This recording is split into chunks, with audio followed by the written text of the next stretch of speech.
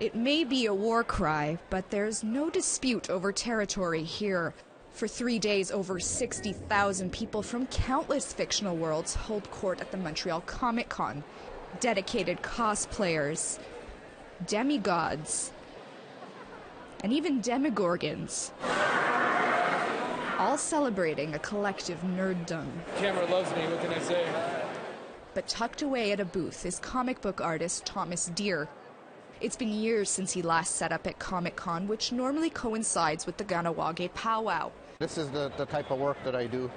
And it's a good thing, too, because today his signed illustrations are selling like hotcakes. I can remember going to a show maybe about 20-something years ago, and it was very sparsely populated, and it was probably the size of a bedroom.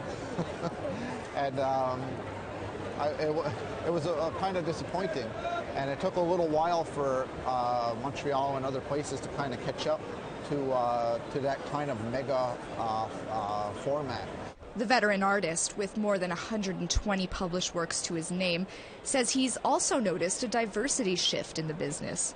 More Indigenous characters portrayed in increasingly accurate ways. About 4 or 5 years ago, I had the privilege of working on Assassin's Creed 3 as a historical consultant and cultural consultant, and just looking at how embraced that character was, that Indigenous character, that Kahnawake character.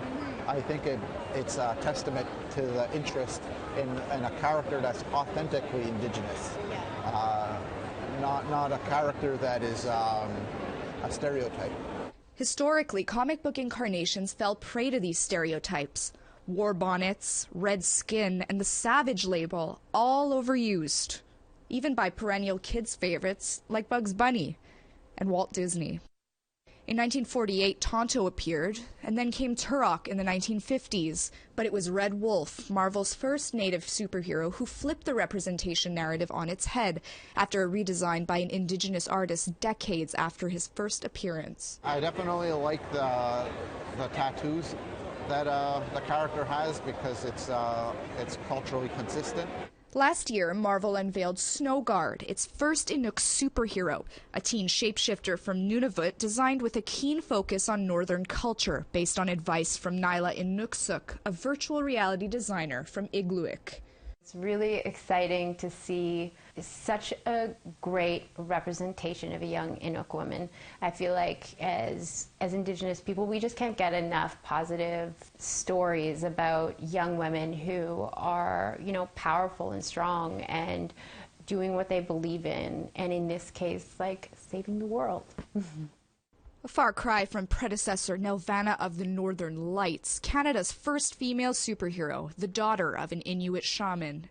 And while there's progress... Oh, there's that villain from the new Spider-Man movie over there. 15-year-old Patrick Zachary says he'd even like to see a character with powers inspired by his own Mohawk community. Maybe like healing, or maybe like telling the future or something like that. Something that's often associated with us. With more Indigenous artists coming up through comics, Deere says anything is possible. I think there's a lot of potential there, and these artists are really fantastic artists. They're not there because they're Indigenous, they're there because they're good storytellers. Little by little, making moves to ground the fantasy world in reality. Lindsay Richardson, APTN National News, Montreal.